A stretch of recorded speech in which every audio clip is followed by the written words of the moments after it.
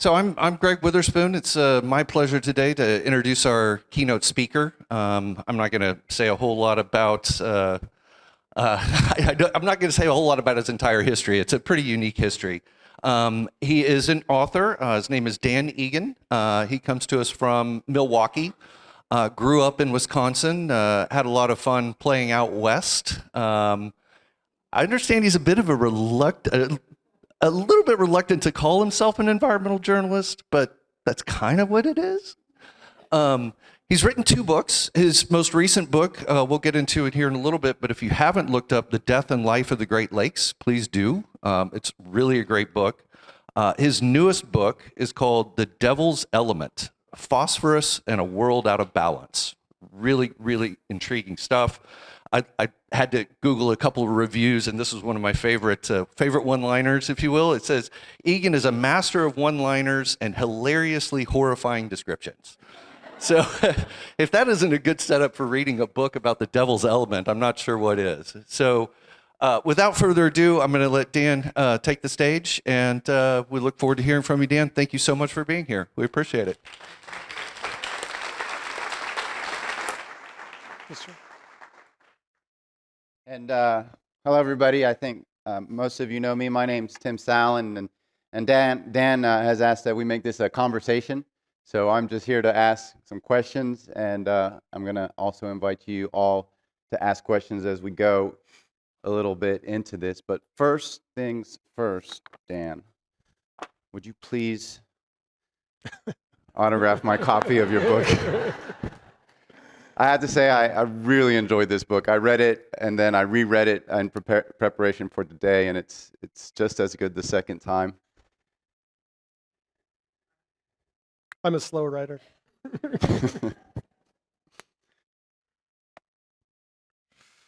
Okay.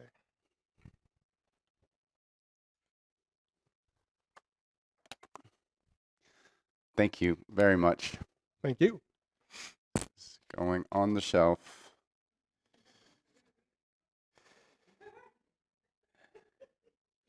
Yeah, I'm a reporter, so it's chicken scratch. Can you read that? No. I'm sorry.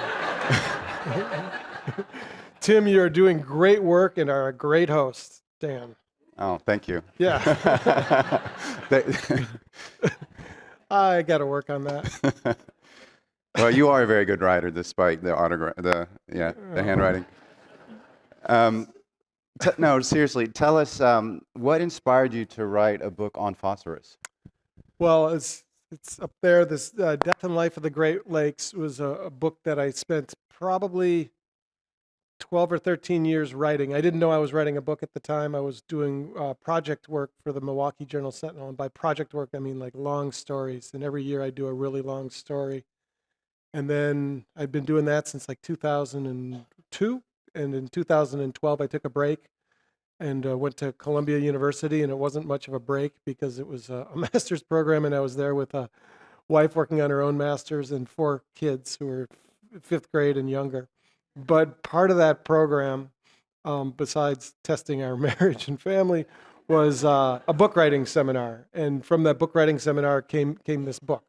And one of the chapters in the book is about Lake Erie. And Lake Erie is ravaged by toxic algae, which is caused by phosphorus overloading, really like no other lake, because it's such a big one.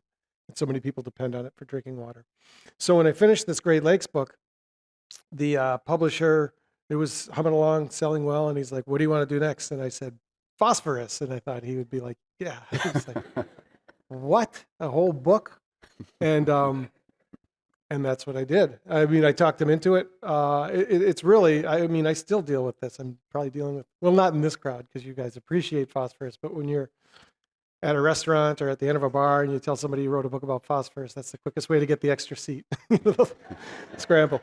But once you start telling stories about you know how its historical use, how it affects us today, both you know in very positive ways and increasingly in negative ways, you get people. And so you know this book it's not science-y, I don't think, and I don't think it's an environmental rant. Um, uh, I am not. I'm a reporter. I happen to cover the environment. If I covered something else, I'd do it in the same fashion. But this is just the way my life or career trajectory stacked up. So it's meant to engage a lay reader, and it's got a lot of stories in it. And the first one starts in Florida, in Cape Coral. Yeah, Florida shows up often in Yeah. the book. I came down here probably 5 or 6 times to doing reporting for the book. And then I was also down here in June, not here, but in Stewart and Fort Myers doing a story for I don't work at the Milwaukee Journal Sentinel anymore. And I from time to time do work for the New York Times. And I did a story on Lake Okeechobee's woes and the coastal woes that go along with it. So what makes Florida so unique in its relationship to phosphorus? Well, what kept bringing me back was Okeechobee, and just what an intractable problem that is from so many different angles, and how to go forward, because you have to go forward. If you don't go forward, um, it's just going to get worse and worse.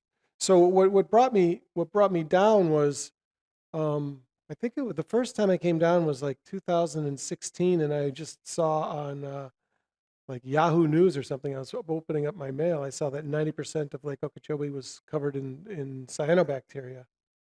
I was like, whoa. And then I didn't know anything about the lake. And I realized now, or I know now, that it's, the second biggest freshwater lake entirely inside the continental United States. It's been managed like almost no other lake in the country. And it's a source of phosphorus troubles. Lake Erie notwithstanding, like no other place. And what I really find compelling about this issue down there in that part of the state is that it's bringing in people who aren't traditional environmentalists. It's bringing in just regular people. I went to a meeting, I think it was in the summer of 2019 at Stewart City Hall. And I can't remember the name of the coalition, but it was a coalition of the whole spectrum of, economics and political worlds. And so this isn't some abstract, concern. It's not like worrying about, from Southeast Florida, worrying about grizzlies in Alaska. It's worrying about, your kids' health, your property value, and it gets at the essence of a community, because Lake Okeechobee shows that everything is tied together. This problem coming down the St. Lucie River isn't created by the people who live in the Stewart area, but they're suffering from it. And similar case on Fort Myers, or along the communities along the Tallahassee. Your rivers are hard to pronounce. But it's a similar story in Fort Myers, and that's really what brought me to Florida. But there were some other things too going on, with like the study of some of the sea life being ravaged by some neurological diseases, that there's concern that this could be a canary in the coal mine for humans. And I'm not saying that toxic algae is going to give you ALS, but some people are, and there's research going on that's trying to make the correlation between exposure to some of these heavily infested waters and the increased rates of ALS. They're trying to turn that into causation.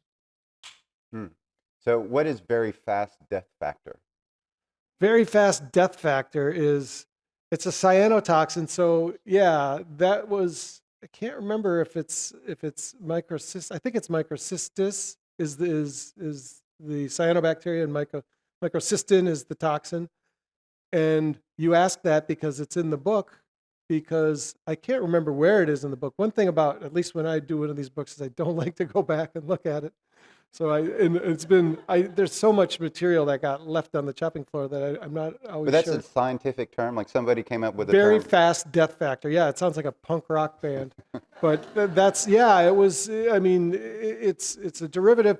It was actually used. The government had made some dastardly poisons for nefarious purposes, and this poison, which I don't think that they ended up concluding that this couple. They were in Northern California, near Yosemite, I believe, and it was a husband and a wife and a dog, and they all died just on the hiking trail. And there was no sign of foul play, and at the time the speculation was there were algal blooms in the area, and that was the best answer they could come up with. And I think they've ended up concluding it was non-determinate, but it could have been hypo hypo hyperthermia. They overheated, but the fact that this was discussed largely and widely, that this algae killed these people, was striking, because this algae, which produces this toxin, I mean, there's a bunch of algae, there's a bunch of toxins, but the one I write about mostly in the book is microcystin. That killed dozens of people in Brazil back in the mid to late 90s at a dialysis center. The toxin got into the water supply, and these, compromised people perished. There's a case up in Wisconsin where a kid went swimming on a golf course, a 17-year-old kid with his friends in a pond on the golf course, after, playing golf, and the kid died. And there was still some controversy over what was the exact mechanism, but that was believed by many to be the case. So there aren't people dropping dead left and right from this stuff, but it does cause chronic illnesses, and it's a liver toxin, and it causes a lot of respiratory issues. When I was in Stewart, they had put out a public health advisory because so many people were showing up at the clinics and at the emergency rooms. The first question they were asking was, "Were you in the water?" And that's not good for one of America's top 10 beach towns. Yeah. I don't know if I answered the question. Yeah, well, no, that's a good answer. I think before we get into some of these ways that people are dying, you you really do a lot to talk about how phosphorus is essential to life. In fact, you write, P is the element that completes the circle of life. Literally, nothing else can do its job. And on the front end, phosphorus is essential to what we all need. So could you speak a little bit about the positive side? Yeah. It's why we're all here. I mean, physically, why? And there would be no life on Earth without phosphorus. I mean, I think it's Isaac Asimov referred to it as life's bottleneck. There is no alternative or replacement for phosphorus. It's in every living cell. And for a long time, it regulated life on Earth naturally. The phosphorus that seeped into the living world came from just igneous rocks. After Earth cooled, these molecules, phosphates actually, but just called phosphorus, leached into the living world and opened the door to life. And the thing about it that I find compelling back then and up to this day is that this phosphorus never went away. It would cycle in and out of the living world. It was constantly being reused, and it was kind of like the governor of life on this planet. And humans, once they started their agriculture enterprises, realized that soils would become depleted and non-productive very quickly, and they needed to be replenished with whatever would make stuff grow.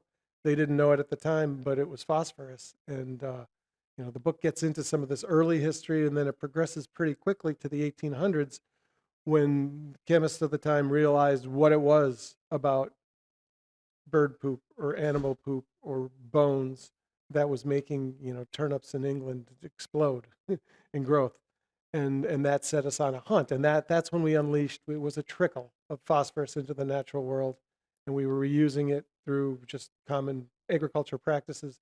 When we figured out how to bypass that natural flow and turn to trickle into a gusher, it led to billions and billions of human beings being able to live on this planet. But it hasn't come without costs, because the phosphorus isn't just great at growing corn and soy and wheat. It grows stuff we don't want, namely this algae that we were just talking about. What is and where is Bone Valley? Okay, so Bone Valley is, I don't even know where I oriented here in the state. Like, how far is Tampa from here? It's like an hour and a half west. Yeah, so it's Bone Valley is east of Tampa, and that's I mean, I don't need to tell people here. I guess it's phosphorus mining country, and it's where most of our chemical fertilizer comes from. That was really interesting too, being in Stewart and hearing these people upset. They weren't upset about phosphorus, they were upset about the algae, and they didn't really have they didn't connect this dot to what was going on 2.5, 3 hours northwest of them with what was going on in their backyard canal. And so, yeah, Bone Valley has been ground zero for phosphorus mining since the early 1900s, late 18, like maybe 1890s. And it's what keeps America's and the world's agriculture systems humming along. And particularly in Florida, because there isn't phosphorus mining going on all over the world. No, there's not. So this is what's interesting going forward with phosphorus. We have most of the deposits, the reserves, the mineable stuff that is in the United States is found here in Florida. And we've been harvesting it at such a pace that it's been projected in 3 or 4 decades it's going to play out. And now there's some other deposits in Idaho and North Carolina, and I think in Montana, but they're not nearly as significant. And once these deposits play out, there's going to be pressure for us to go elsewhere to find it. And it's not spread, as you mentioned, to universally across the planet. It's in these relatively rare pockets, the largest of which is in Western Sahara and Morocco. And they have right now 80%, 70 to 80% of the world's reserves. So when you think about energy security, that's a daunting prospect, but there are workarounds to oil. There aren't any workarounds to phosphorus. So we're going to be dependent on countries who may or may not have our nutritional security, at the forefront of their concerns. And this could be problematic going forward. And going back to Lake Okeechobee and the Everglades, I think a lot of us in this room are acutely aware of the challenges and our past failures in managing our water and these systems.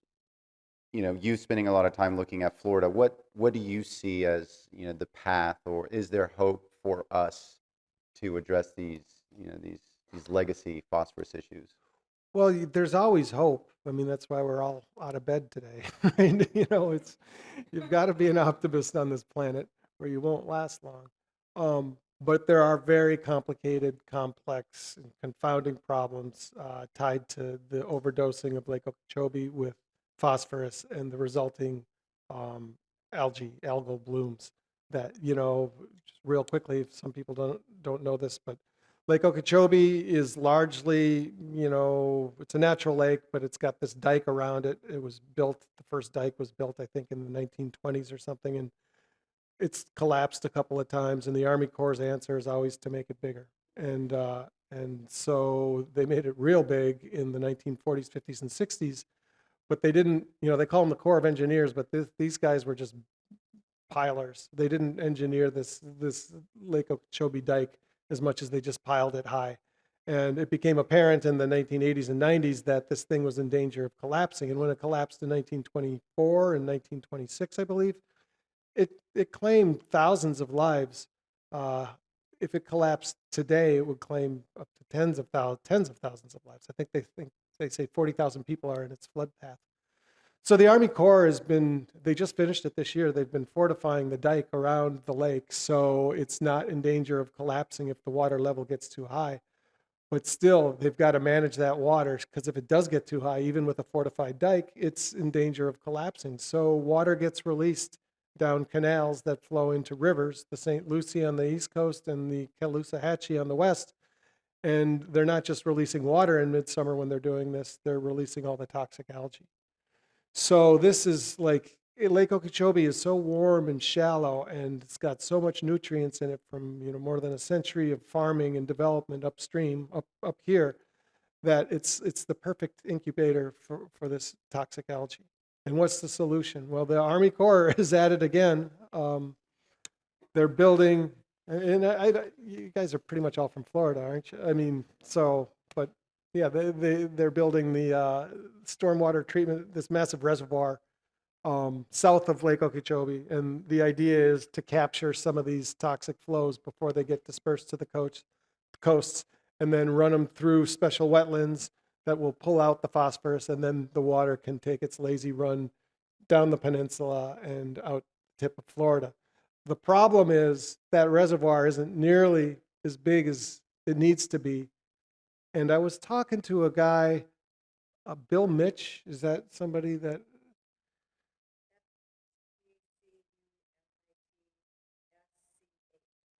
Yeah, he's a big water guy. He's won the Stockholm Water Prize, which is like the Nobel Prize for water research, and he's hypercritical of this ongoing construction. It's a $3 or $4 billion project, and he says, and this is something that was really resonating with me on the tour yesterday. His message is, if you're going to fix things, you got to recreate what's naturally there on the landscape. And if you look at Florida on the ground or from the air, there's nothing that resembles a massive bathtub that's going to be 37 feet off the landscape. And he says what we need is more acres, shallower water, and to let that water laze its way out to the Everglades. And we don't have that right now. And we had an opportunity to do it 10 years ago. There was money set aside and there was the political will, but there were bumps hitting the road, and that set Florida back, I think, significantly, not irrevocably, but what's being built down there is, and this is just my reporting, I'm not an expert on this, but this is what I got from spending about 6 or 7 weeks this summer working on this. What we got down there, by most accounts, is inadequate. So there's still going to be toxic flows going to the East Coast, the Atlantic coast, and the Gulf Coast for the foreseeable future. So, what are some of your impressions of what you've seen here so far on the tours and our approach to landscaping? Do you see this having a tie-in to these issues downstream? Absolutely. It's a little like Thoreau could find the universe in his backyard, right? Well, you can kind of see it in a garden in your backyard too, just the sustainability of it all and the cycle of it all. And, my backyard I live in Milwaukee, Wisconsin, and it's, green.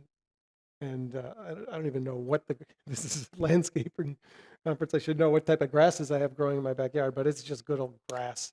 And it just kind of takes care of itself. But I lived in Utah, and we bought a house in Utah, and then I thought I was lucky when a parcel adjacent to my house came available, and it was very cheap, so I bought it.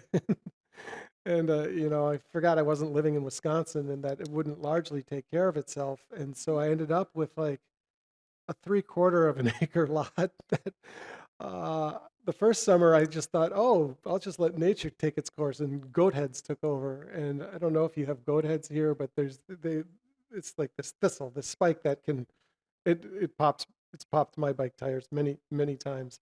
And then I started to realize the beast that I was wrestling with. And fortunately, we moved because I don't know if I was up.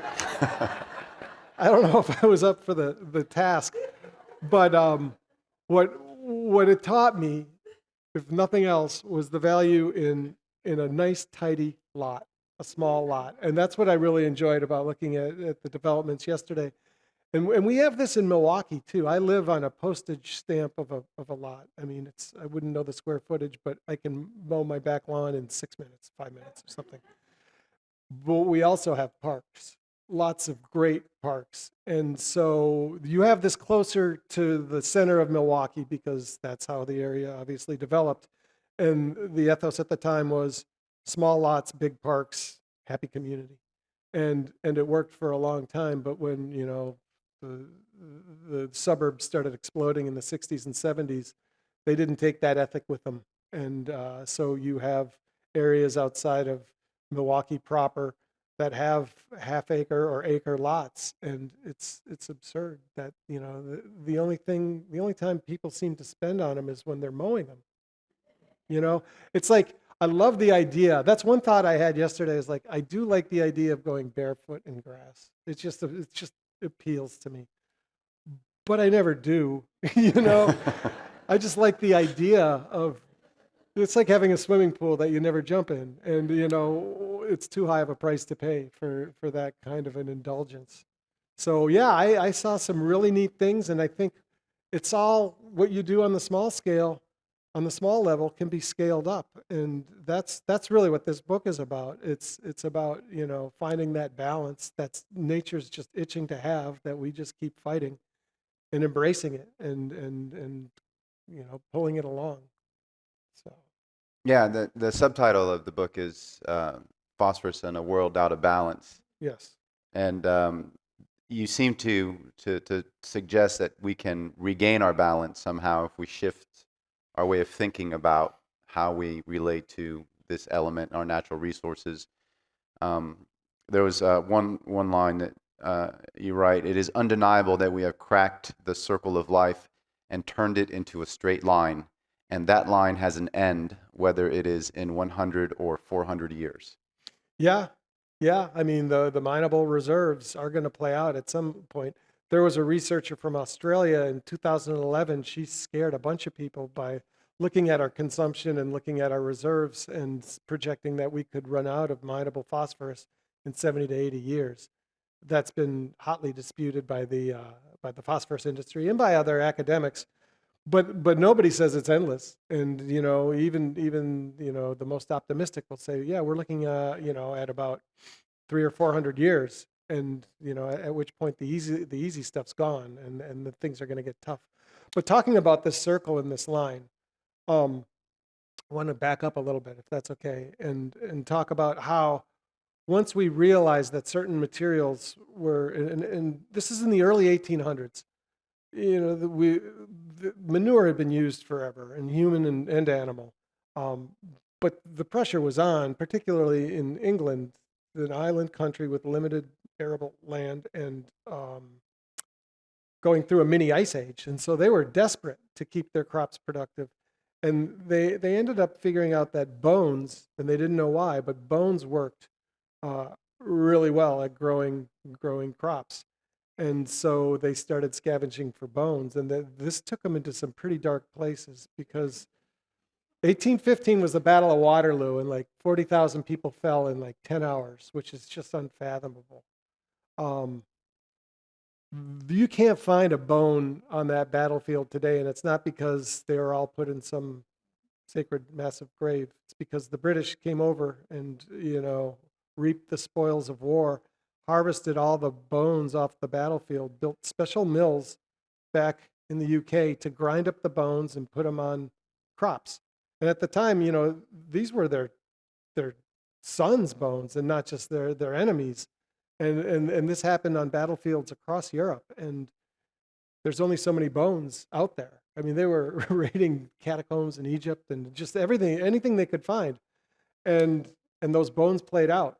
And so that sent them on the hunt for something else. And that something else turned out to be bird poop coming from the Guano Islands of South America off of Peru in 1830 or so.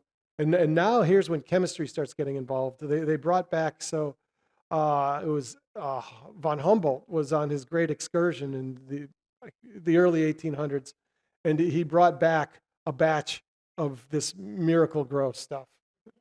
I mean, it literally, we now know, has like an NPK ratio similar to what you could buy at a co-op.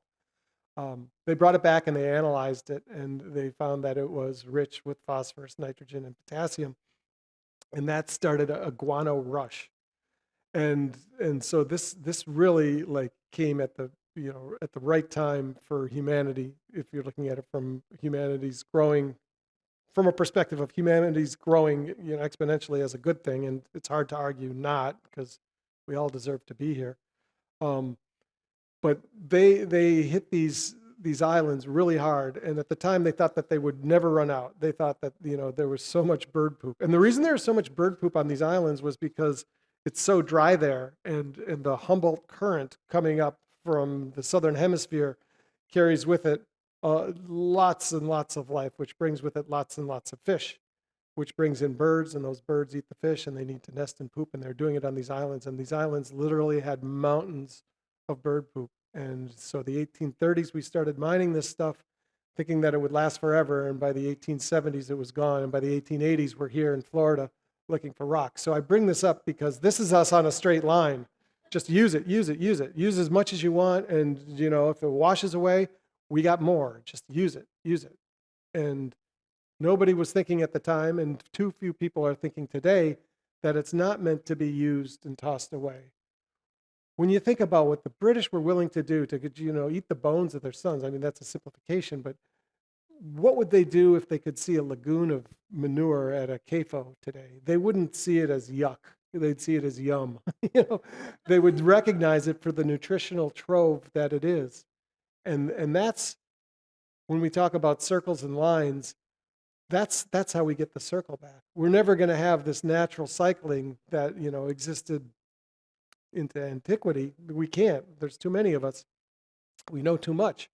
But we can do something to try to engineer it back. And that'll do two things. That will preserve the reserves that we have now, and it'll help our water immensely. And why we're not doing it is a mystery to me, but I guess not everybody in the world spent 3 or 4 years looking into this and then writing a book about it. But that's the goal of this book, is to help people connect the dots to see the circle and try to get away from the line. Yeah, it's a different mode of thinking. You know, when we shift from, you know, the line to bringing back the loop, but it is a struggle because, for example, as you heard yesterday, one of our practices that we believe is very important in these alternative landscape systems is to improve the soil health with good amendments to build biological diversity from the ground up. And composting is, as we've seen, very beneficial for that. Mm-hmm. But there are some who will look at compost and say, well, it contains phosphorus, so it's bad.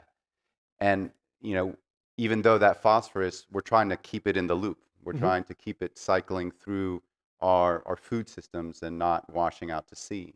So how do we shift people's mode of thinking, and what types of, you know, ways have you found are effective at telling these stories to help people maybe understand that we need to start looking at this in a circle?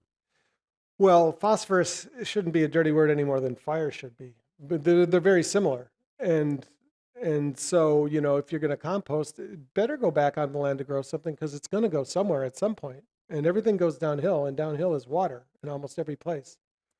Can I grab that book? There's a section in this that really distills the whole issue for me that I would like to. And reading, well, these aren't really my own words because I'm quoting somebody, but reading your own words is really awkward. So if I sound awkward, forgive me, it won't last long.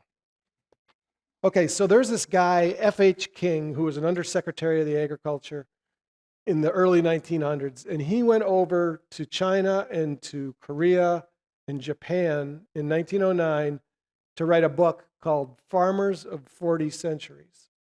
And what his goal was to figure out why in the early 1900s we were running into crop productivity issues on lands that had only been farmed for 2 or 3 generations, when over in Asia they'd been going for 4,000 years on the same plot of land. What was their secret? And he saw it was thrift, and it was turning that line into a circle.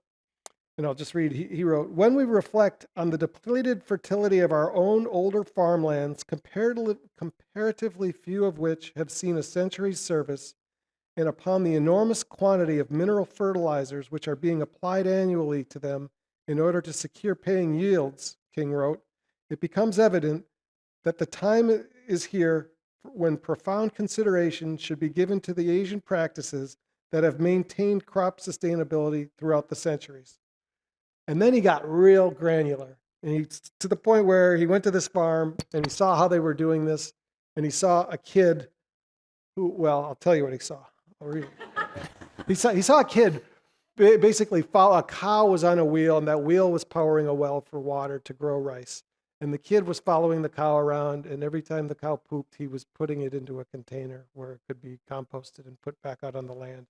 And when he saw the fact that this kid was tasked with this, he was upset. He thought that it was, you know, borderline abuse. And then he writes, quote, "There came a flash of resentment that such a task was set for the lad, for we were only beginning to realize what lengths the practice of economy may go. But there was nothing irksome suggested in the boy's face," King reported. Quote, "He performed the duty as a matter of course, and as we thought it through, there was no reason why it should be otherwise. In fact, the only right course was being taken. Conditions would have been worse if the collection had not been made. It made possible more rice. Character of substantial quality was building in the lad, which meant thrift in the growing man and continued life for a nation. That's all right there, you know. So, thank you for indulging me on that. Yeah, that's. I was going to ask you about that story. I'm glad you read it.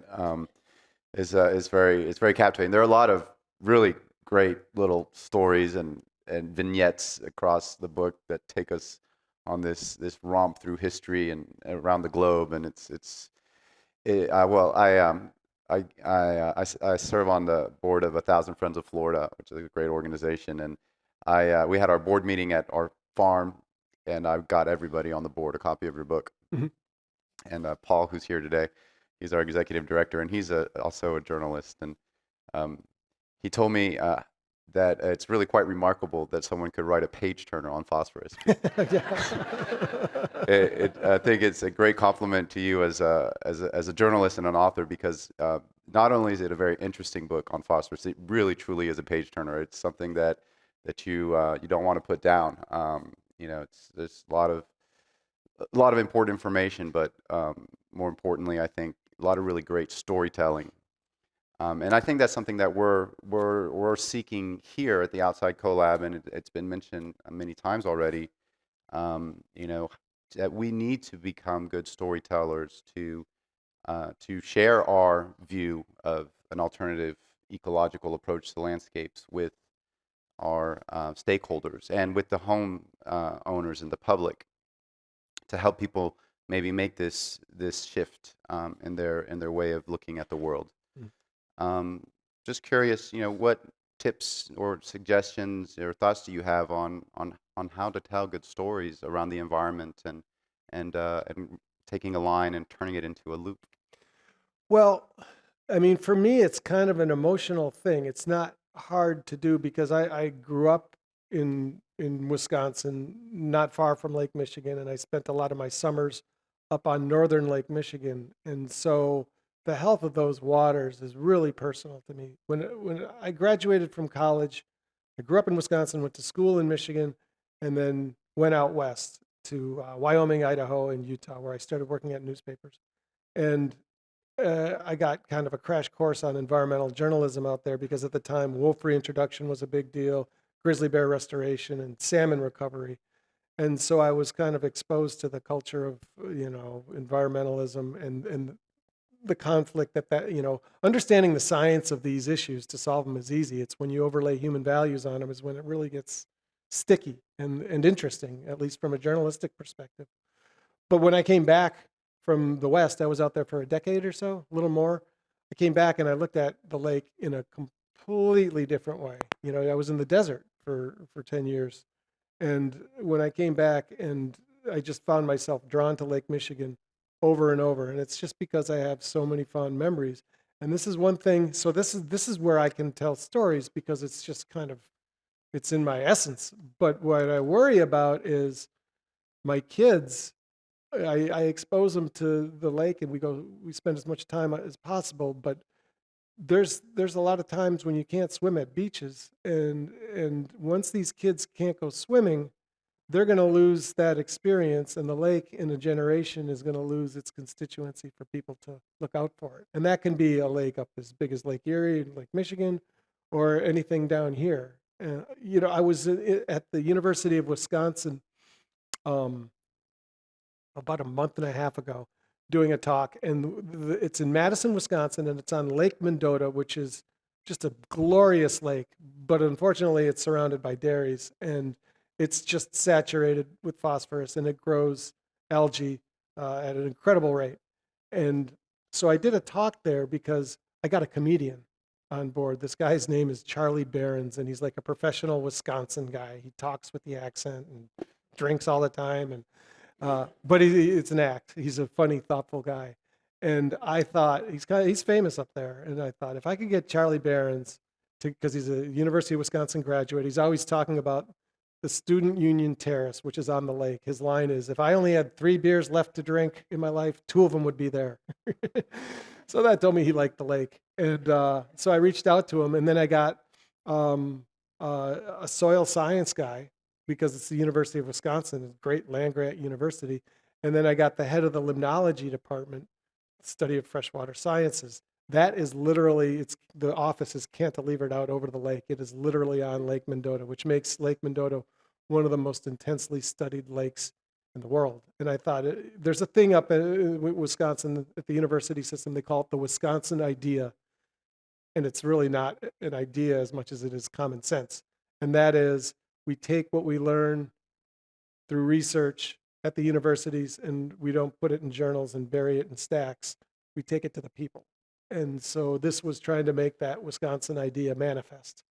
And so we had a great talk, and there's competing interests.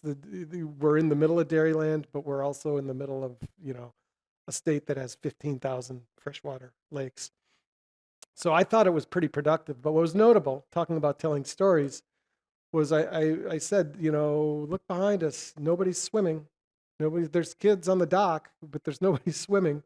That's where we should start. We should start with what's it going to take to get kids in the water and work backwards from there, because that will solve everything and that will address nutrient overloading.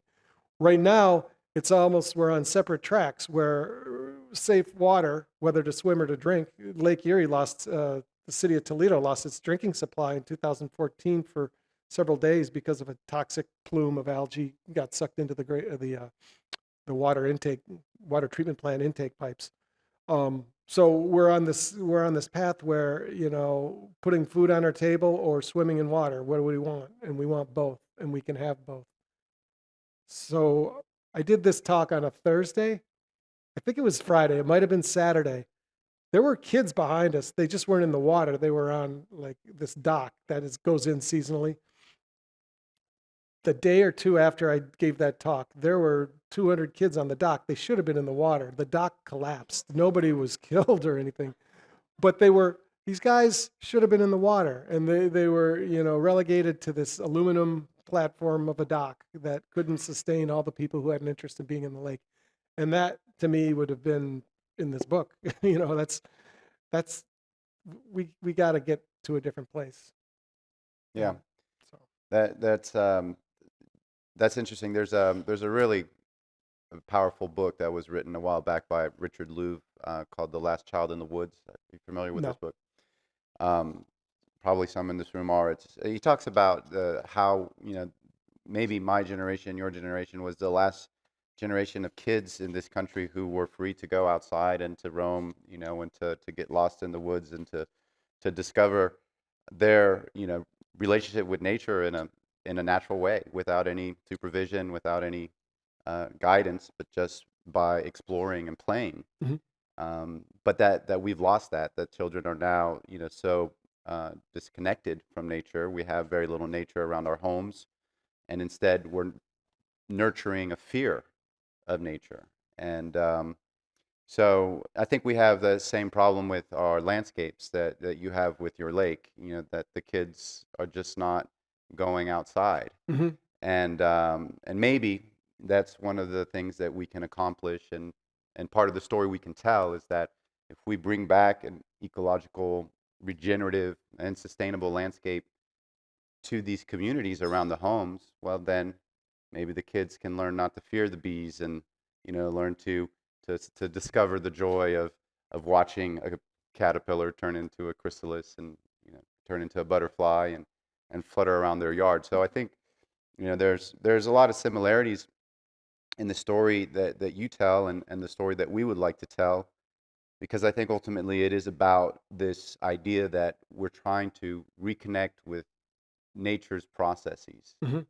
and which are cyclical, and to put life back at the center of how we think and what we're doing. So I think that's fabulous. I did want to ask you though, because there are solutions, and you speak about some things that you've seen around the world, different technologies maybe that have been implemented elsewhere.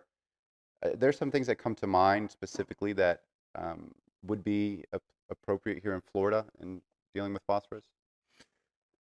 Yeah, I mean, this is big dairy country, right? Where we are.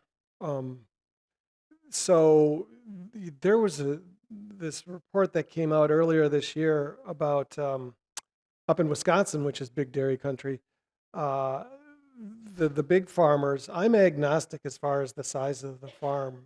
We talked a little bit about this last night. I think in some ways we can get a better handle on the problem. So one of the reasons we're in this problem, in this fix, is because 1972 we get the Clean Water Act, but the Clean Water Act largely exempted agriculture, non-point source pollution that was on the landscape rather than pollution coming out of a pipe or a smokestack. And the rationale was you can plug a pipe or a smokestack, or at least scrub the stuff coming out of it, and that's not, technology can handle that.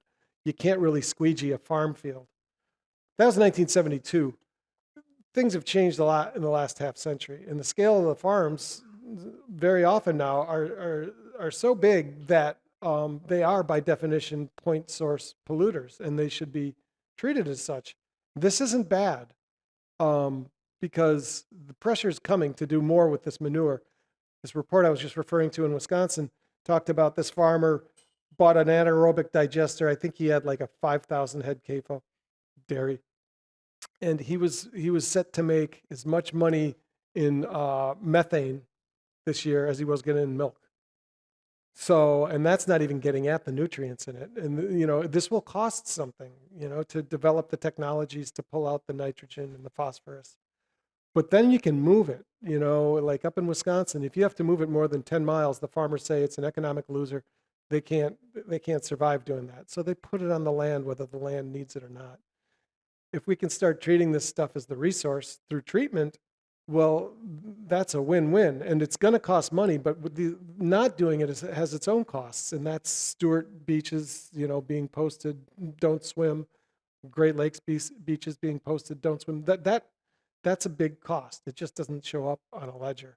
So that was one thing that, got me thinking, well, this isn't hopeless. And another thing that was really interesting was in Hamburg, Germany. So Hamburg figures prominently in this whole story.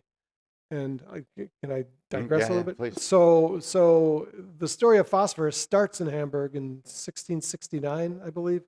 There was an alchemist on the hunt, as they all were, for the philosopher's stone, which was this mythical substance that they believed could transform base metals like lead into gold and silver. The thought at the time was all metals were evolving. We just needed to find what was causing that evolution and make money out of it. And so this guy believed he could isolate the philosopher's stone from the human waste stream, urine specifically. So he got vats and vats of urine and did a lot of hocus pocus, but he cooked it. I mean, he basically cooked it, but there was some other chemical things going on there. I actually found a translation of his method. It was in French, and I had to get somebody to translate it into English for me. And it basically, to simplify it, he cooked it at an insanely high heat for like 3 weeks, adding this and that. And at the end, what precipitated out were these glowing nuggets, which he thought was the philosopher's stone, but they were actually nuggets of elemental pure phosphorus, which doesn't exist on its own in nature. It's typically tied up with oxygen atoms to make phosphates. So this stuff it glowed in the dark. It was phosphorescent. And so it was kind of a curiosity. I mean, it turned out urine couldn't turn anything gold. Maybe a snowbank, maybe, but, all right. So it was just kind of it was like displayed in courts across Europe. You could draw on a wall and it would glow. But the unfortunate thing about this phosphorus was if it heated above like 85 Fahrenheit, it combusts and just bursts into flame. It goes looking for those oxygen atoms.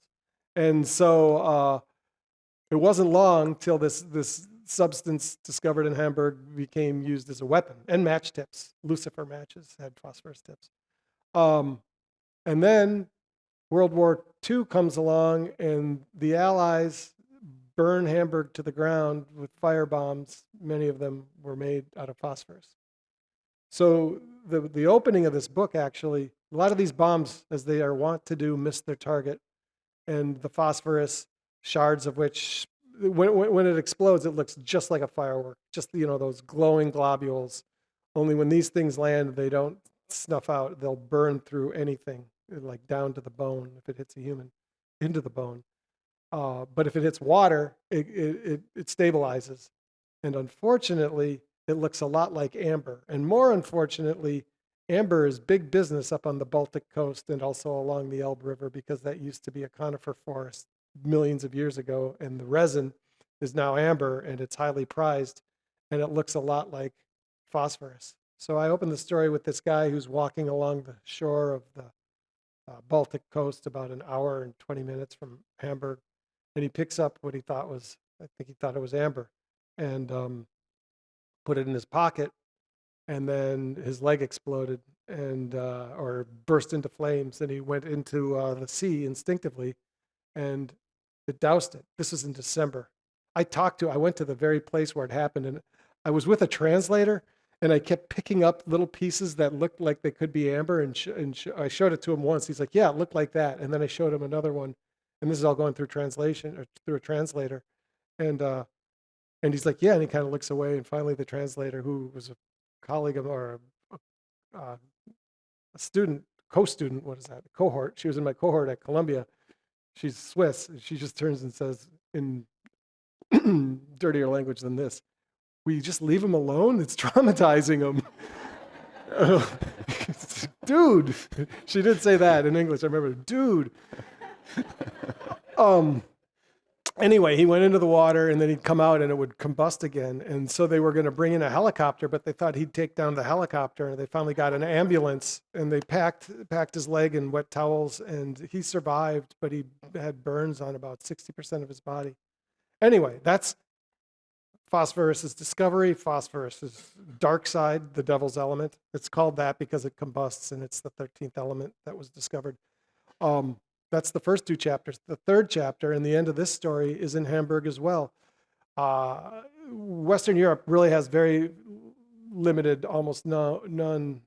Although there's a deposit up in Norway that they're probing right now, but they don't have fertilizer of their own. They're always dependent on other countries. And to help alleviate this situation, Germany has passed a law where in 2029, all the major wastewater treatment plants have to basically remove all the phosphorus from their waste stream. So the first plant going up is in Hamburg, Germany, on the banks of the Elbe River. And that is, they know the story of phosphorus over there, and they say this is phosphorus coming home. We're reestablishing this loop. And I don't know what the cost is, but they've calculated the cost of not doing it is greater, both environmentally and economically. So that's going to be something interesting to follow. And it's something that's directly applicable to here, because when we talked yesterday on the tours about how many acres, 27,000 acres, maybe 30,000 some residents. I mean, that's going to be a huge, just don't talk about the lawns, or not the lawns, the landscape. Think about the load to the wastewater treatment plants, because already Lake Okeechobee is receiving up to 10 times the amount of phosphorus it can handle. Most of that's coming off of agriculture. But this is going to put the pressure on developers too. And it's not an insurmountable problem. I mean, people deserve to have houses and to live. I don't know if they deserve, but they should be able to live where they want to live. And so I don't think it's an option to just, it isn't an option to just say you can't develop that. But it is an option to say you can develop it, but you got to do it with a 21st century mentality and not 20th. Yeah, that's what we're aiming for here at the Outside Collab, and I believe that Tavistock is as well. We have a little bit of time, and I'd like to give the audience a chance to maybe ask a few questions. So Caroline, we've got a question up front. So regarding Okeechobee, most of the land that's below Okeechobee, where its natural flow goes toward, is pretty much sugarcane. And as far as I know, the plan was as soon as they play out the sugarcane, because it's like dropped like 8 feet over the last like 50 years, because it's all organic soils. They were just going to turn that into housing development. Do you know if there's anything about that? Where I think it's dumb, of course, but I don't know anything about that. I mean, I do know not too long ago they had set aside funds and they had an agreement, right, with one of the big sugar companies to buy a bunch of acres. What they're doing right now is that reservoir is 10,000 acres, and they're saying they need like 10 times that, and it's only going to come from that land. Or if it doesn't come, we're going to just be trapped in the cycle that we're trapped in right now, and it's probably going to get worse.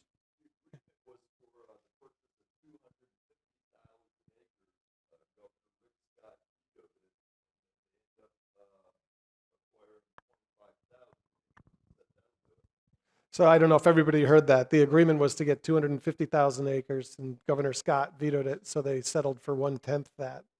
And they also had money for it. And now, as I understand it, the legislature has passed some legislation that prohibits invoking eminent domain to claim it. So he said, "Welcome to Florida." Yeah. I wanted to check. I've heard that there are, or read that there are some crops that will assimilate phosphorus from algae. Have you heard in your research or your travels any efforts to harvest the algae from the lakes? No, but that's an intuitive idea, and I think it's probably going to be explored as we do play out the concentrate.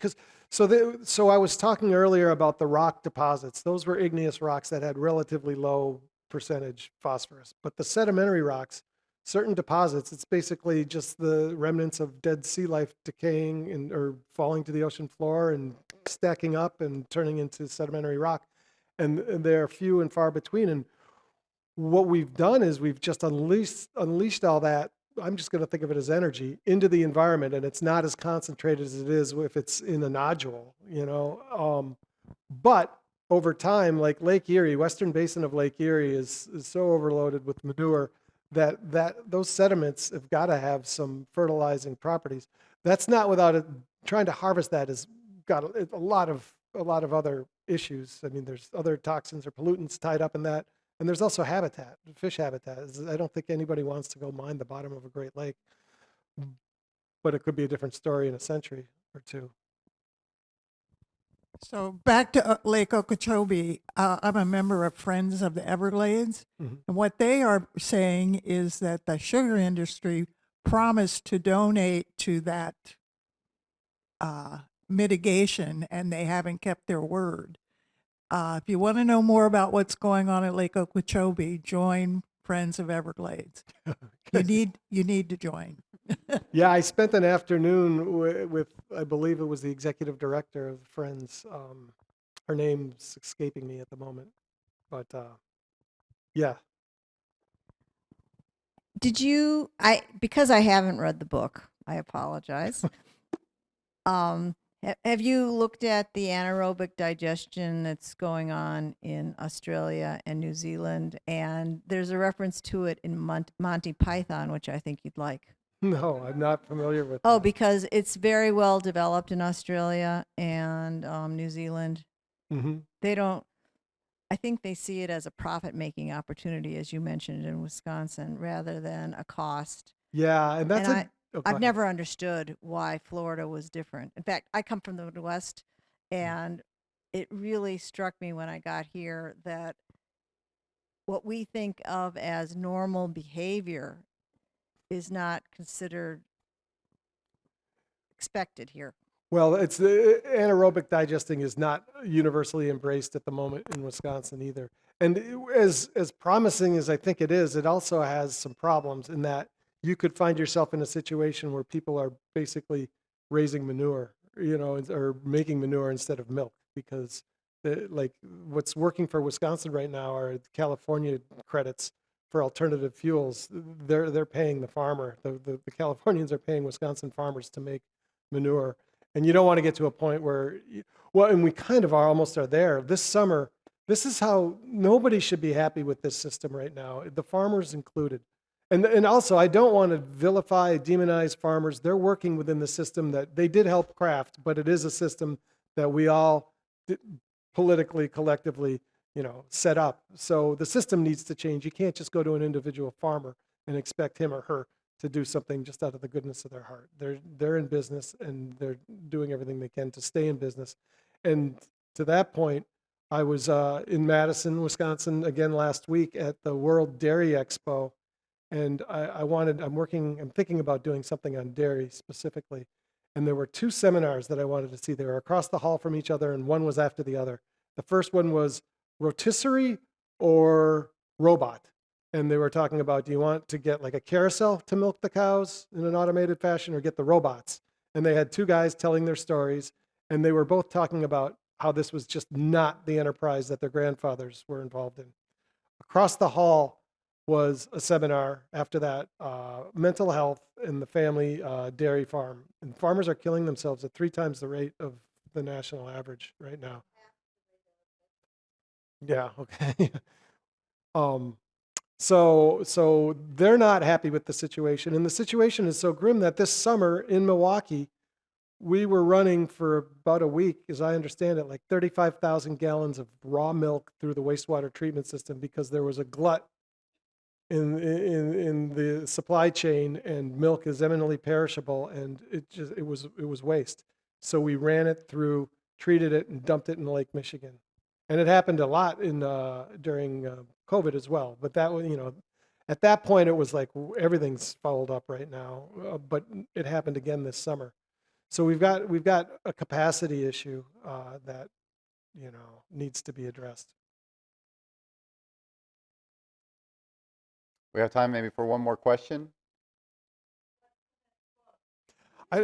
Maybe some, well, probably none, but if there is something, I would like to do something on dairy, just the dairy industry, how it evolved, where we're at, and where it could be headed. Because I live in Dairyland, and I cover water, and it's kind of a logical nexus for what I'm interested in. Yeah, yeah.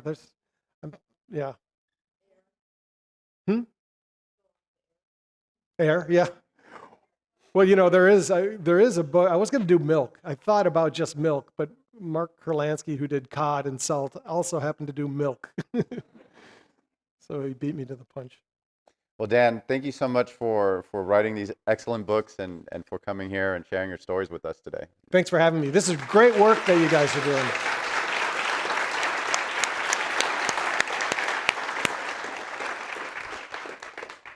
Thank you. Yeah, thank you.